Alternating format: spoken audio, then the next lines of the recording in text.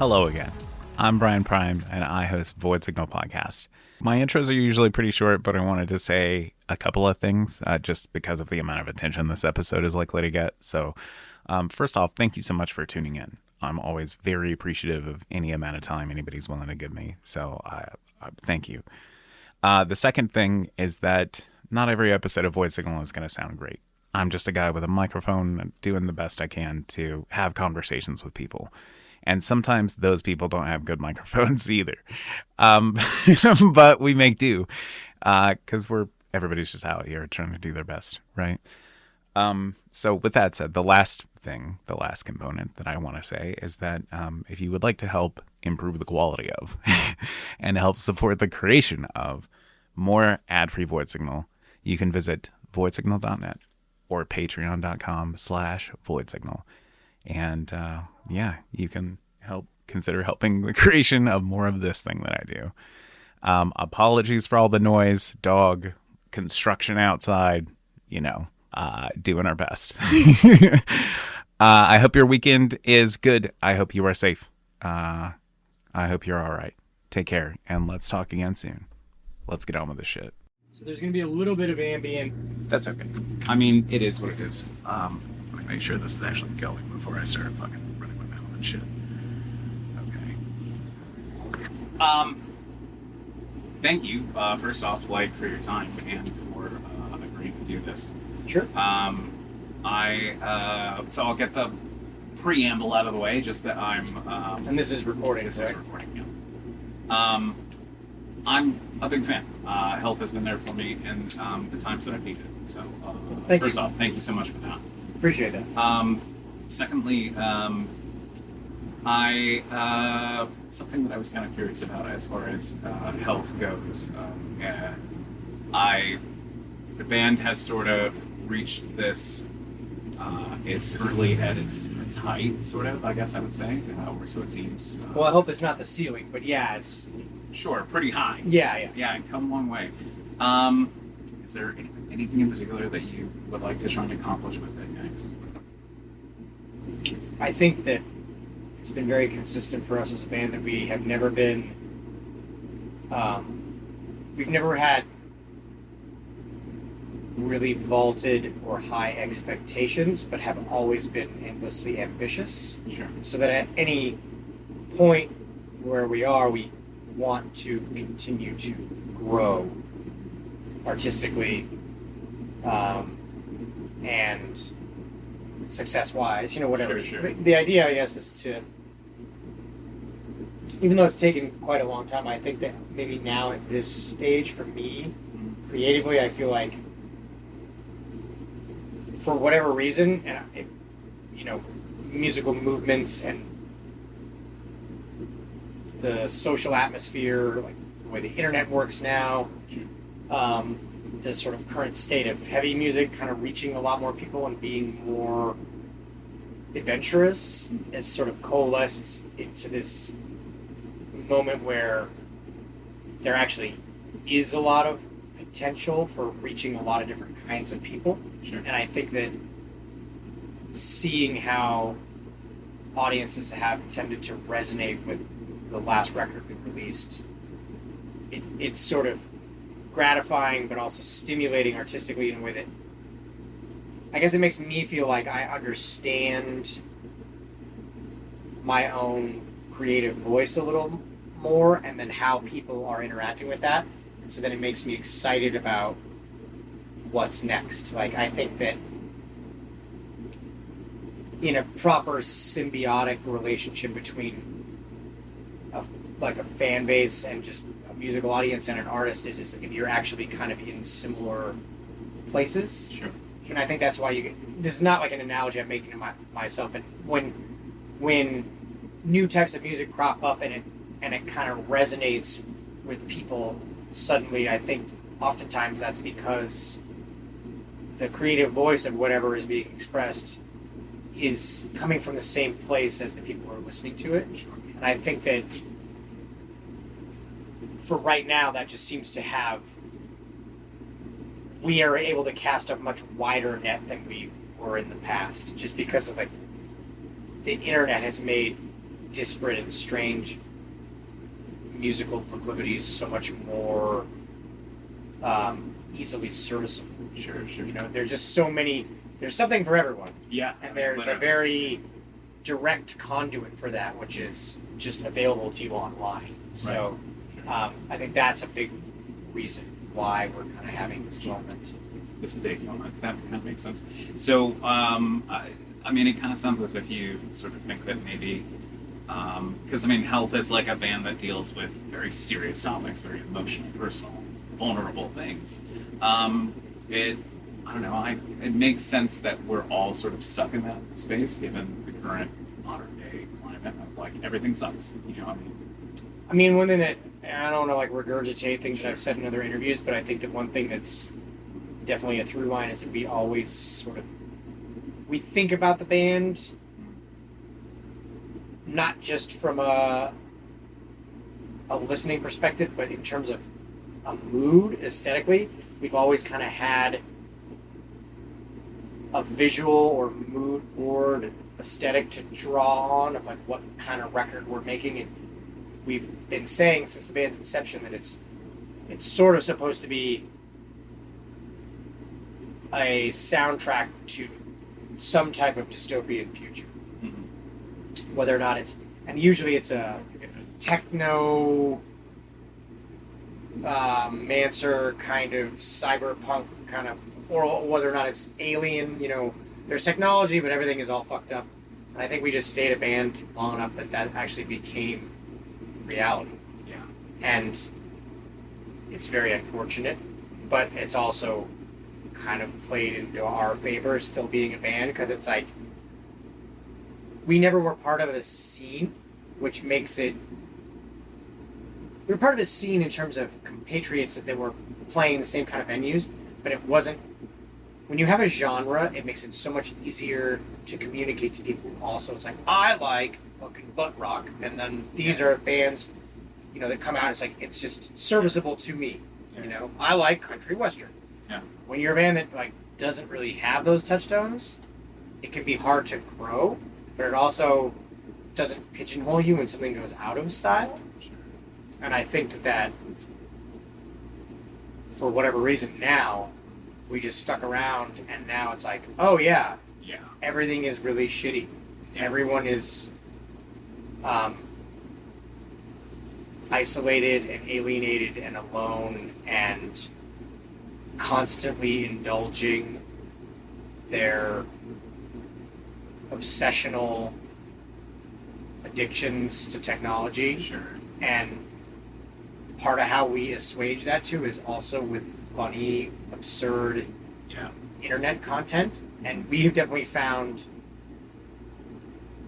obviously the social media of the band is very shitposty and funny. Yes. And like kind of like video game, anime, nerd culture-y adjacent. And then the music is both melodically, production-wise, and lyrically deadly serious. And one would think that there's some sort of dichotomy that separates the two kind of people that enjoy what we're doing. What we've really found is that is not the case. It's the same people. That makes sense. Because, I mean, it's, and I would agree, it's that sort of, if you don't laugh about a thing, it's going to fucking kill you. Like, it's... Exactly, and it's like, it's also weird, the distinction of, you know, when you're really, really fucking sad, you tend to listen to really sad music. Sure. But when you go online, you also tend to search for things that are light and absurdist and digestible, because there's just that duality in trying to deal with existence. And I think that if there's one thing that we kind of lucked into is that we're being honest about that, whereas, you know, there can be a penchant, I think, for bands to, it's like, okay, now you got real fans and you're going to have a light show. It's like, now, like, act like rock stars and, like, just curate your social media to be, like, you're mysterious. It's like, dude, the thing about that is that, you know, hey, do you want to know what it's like to be on tour? Do you want to know what it's like to be anything? It's like, everybody is doing what you're doing. They're just looking at their fucking phones and are kind of lost. Sure. Maybe they're in a nicer hotel or something when they're doing it, or like, Yeah. what do the famous people do? And it's like looking at their phones. Yeah. You know, we're Playing all on just social like, media. yeah, and so we're all kind of on the same page there, and it feels like, I guess, maybe refreshing to be honest about that. Yeah, I would agree. That is an aspect of the band that has been easy to enjoy. The shit posting on social media is just like, you know, a couple of clicks and it's like, oh, what's my favorite band doing? Oh, fucking shit posting mercilessly. Yeah, I mean, honestly, to be fair, that's not my department. Sure, that's, yeah, the shit post master. Yeah, yeah. But it is something that, like, I don't know, I find it like a compelling and honest sort of face for the band. Serious with the whimsical, but fucking, this doesn't matter. Well, it's also this. To me, it's like social media is inherently undignified. Sure. So trying to take something like your band that you value so much and then quantify it and make it digestible in the form of social media and then maintain mystique, it's like, it's kind of a fool's errand. Yeah. So to us, it's like, well, why don't we do that with the records and with the show? And then we can exist in this other space and just sort of call it what it is, which is it's cheap and absurd. Yeah. So. Fair enough. Okay. Another thing that I did want to kind of touch on and talk to you about that's kind of related to being on the internet and sort of experiencing and finding bands on the internet. The Health Discord server has become quite a hub of you know, people wandering in who like love the music, and sort of it's exploded out into this whole community.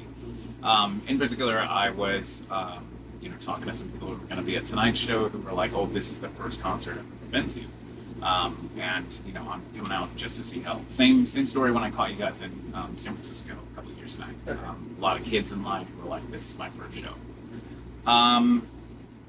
I don't know that I have much of a question surrounding that, so much as just like, it was the thing that I admire the band for and I've attempted to emulate. I think it's a good thing to be able to have these little pockets of community that you can sort of tap into.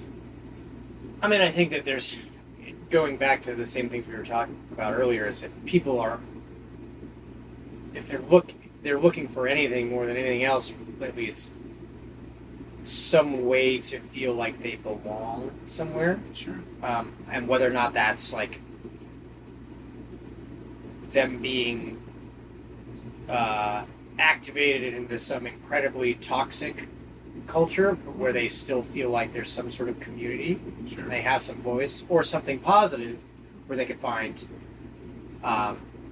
peers that have similar feelings about life and music and everything like that. And so I think that's been very gratifying to see our online community have like a positive, nurturing, reinforcing place where people can, you know, be encouraged to be open about who they are and not worry about that being atypical or weird or anything like Sure. that.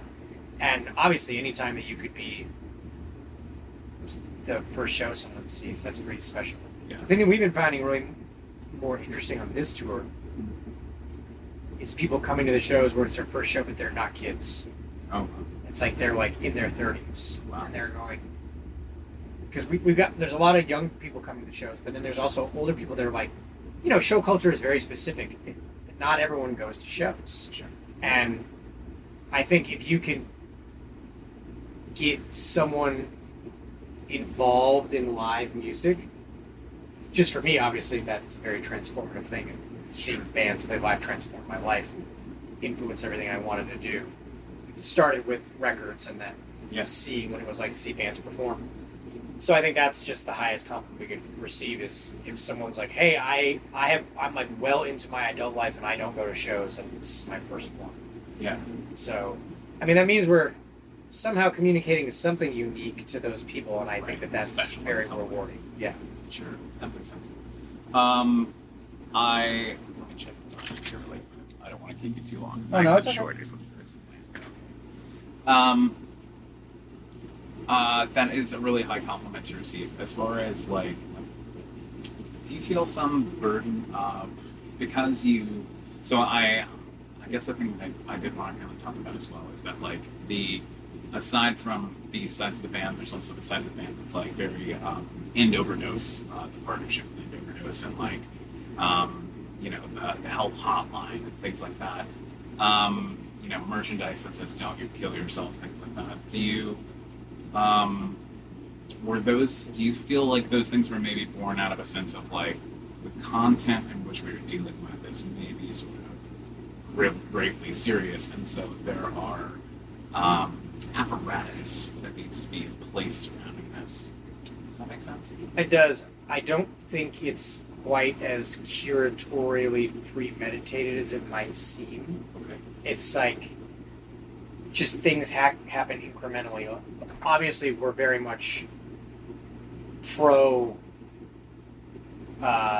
mental health. Sure. And the partnership with Overdose, we certainly weren't like, hey, we're communicating like these really depressing ideas.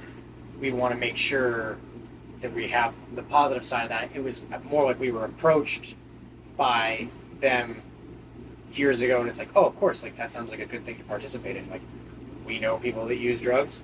Since then, it's like we know people that we've lost as friends that accidentally overdosed on drugs. So, like, that's an element that was like just happenstance with the kind of course of current events. Sure. And then, like, the hotline started almost as a joke from an idea in a music video where we were thinking, like, why don't we put like some sort of very opaque kind of breadcrumb at the end where it said, like, if you need to talk, yeah, we put a number. Then we thought, well, what if we put a real number? Because we originally thought of it as like this sort of surrealist things visually, sure, how it would look. And we got a Google Voice number, and then like John is fucking crazy enough to just like talk to people. yeah. And then I think he has become like someone for people to have him listen to if they want to text him about whatever kind of thing. It's like, obviously he's not a psychiatric professional or anything like that. Sure. And so then, and then as the records come out and you get more fans and more fans, we came out it started as like a noise band playing like underground shows. So sure, someone communicating to you that our record was very instrumental for them in processing something really difficult in their lives. In the beginning, that was very uncomfortable because we were just unfamiliar with, is that a responsibility? How do you ingest being told that? sure. I think we have a pretty inbuilt sense of humility, so it's like you don't want to presuppose that you're like overvalue yourself of Sure. your importance to other people. But after you hear it enough, I think that it does make you take seriously that you might be putting something out in the world that means a lot to people, and it's hard not to care about people when you have that kind of connection. Sure. So I think that overall it just sort of coalesces into this messaging of we just understand that it's hard to be alive. Yeah. And there's a lot of suffering. Yeah. And we're very pro trying to mitigate that in a healthy way. Sure. Yeah. That makes sense. Is the hotline a thing that you see continuing? Once again, it's really not something that I deal with very much. My more primary function in the band is write music and write. And you leave Johnny to do Yeah. that sort of thing. I just don't have the bandwidth for that too. Like, I have a little kid and shit. Sure. I can't be like on the phone all day. Yeah. But yeah, I mean, I don't see why not. I think that at a certain volume, it becomes harder to maintain personal contact with everyone.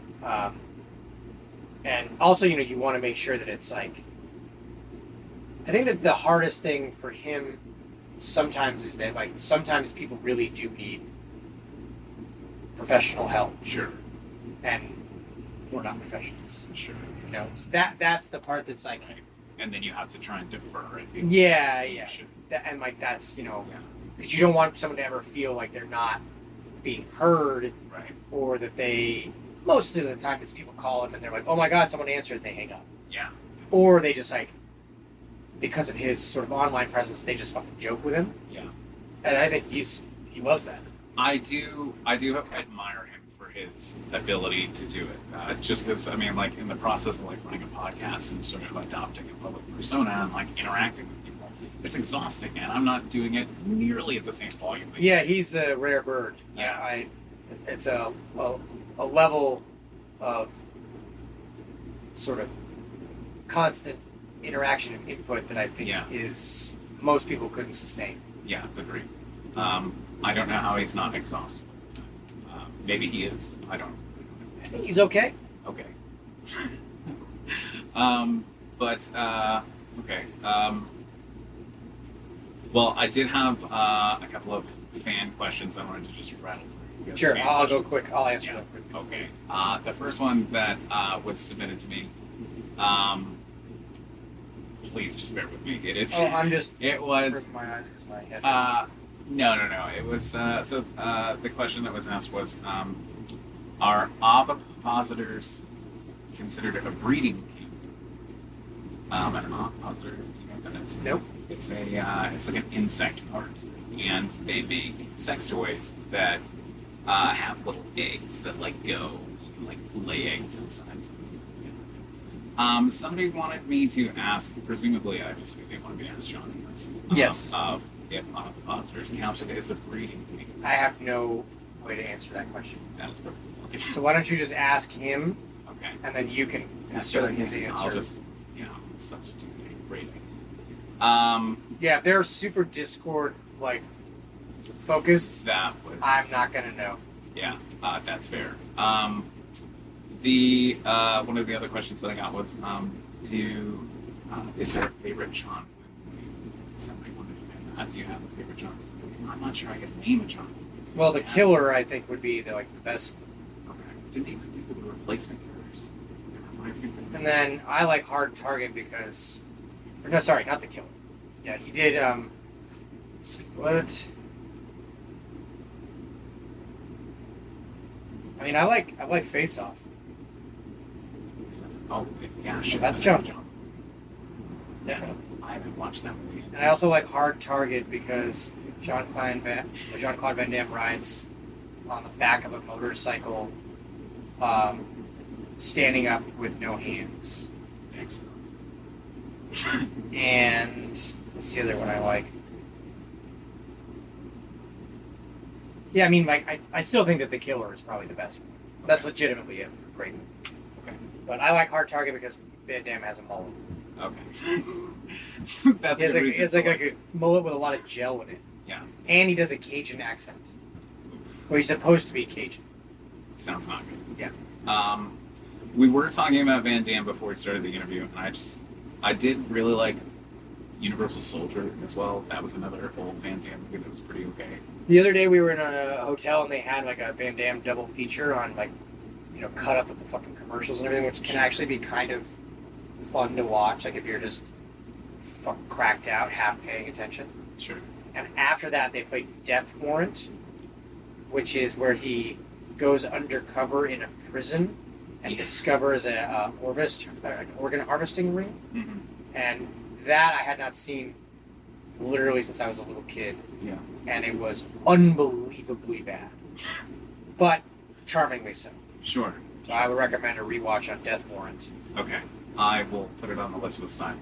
Yeah. And I liked Universal Soldier. I don't know if it holds up I or loved not. it when it came out. Yeah. I just remember doesn't Dolph Lundgren make like a string of ears or something? Yeah.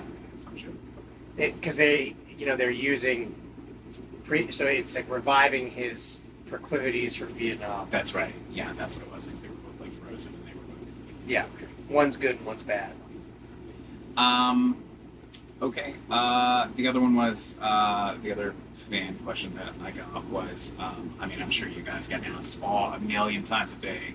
Are you ever going to collab with this person? Somebody's favorite, right? Obviously. But the one that somebody wanted to know about was Rabbit Junk. We have not there's nothing in the works. Okay. And if there was, I wouldn't say anything. Yeah. But there will be more collabs. Okay.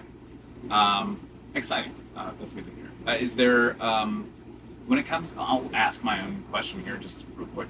Just when it comes to doing the collaborations and stuff, is there, kind of, I don't know, can you tell me a little bit about what goes into the process of that? Like, you send over or... like in terms of once it's already sort of set into motion? Or just like kind of what goes into it? Well, some of it is just us kind of thinking about, we're listening to music all the time, so Sure. you're thinking. The number one thing is obviously there has to be at least some possibility that you think that you could do something good together. Sure. Between the two styles. So that's the first sort of seed. And then if that seems plausible, then there's the process of figuring out how to initiate the conversation, whether or not that's like, do you have a mutual friend? Do you know them directly? Or is it like our manager asks their manager kind of thing? Sure.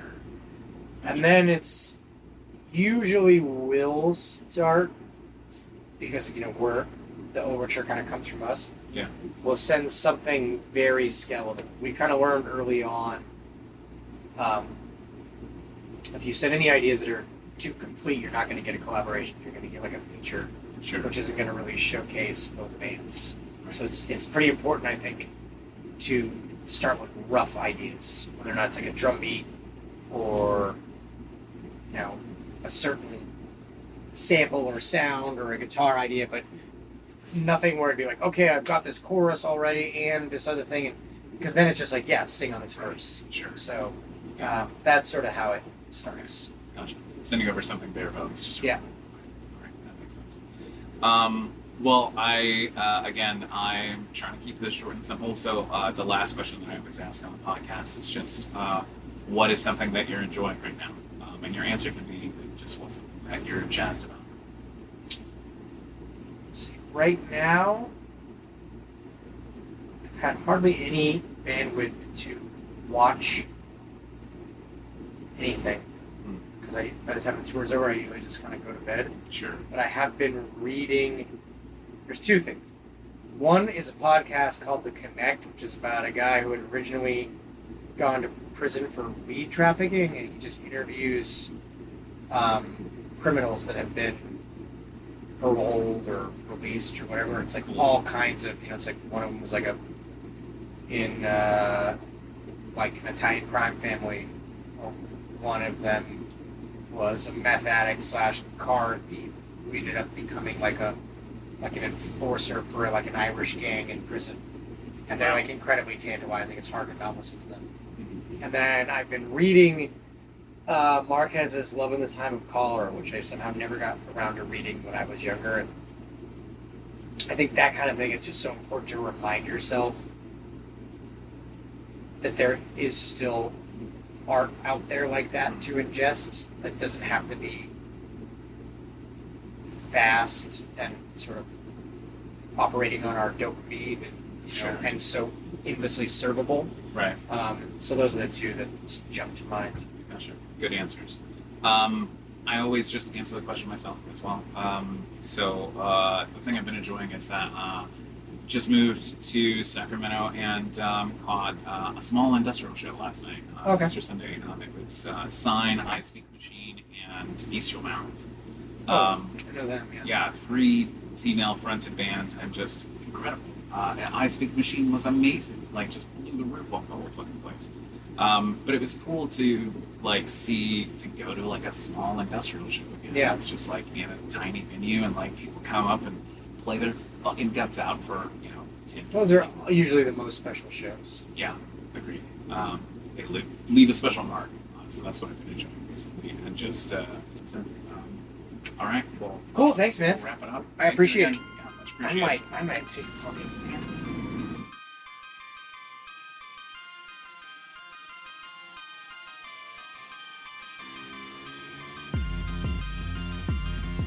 Void Signal intro and outro music courtesy of Processor. Visit processor2.bandcamp.com for more Processor. and visit voidsignal.net to help support the creation of more Void Signal. Thank you.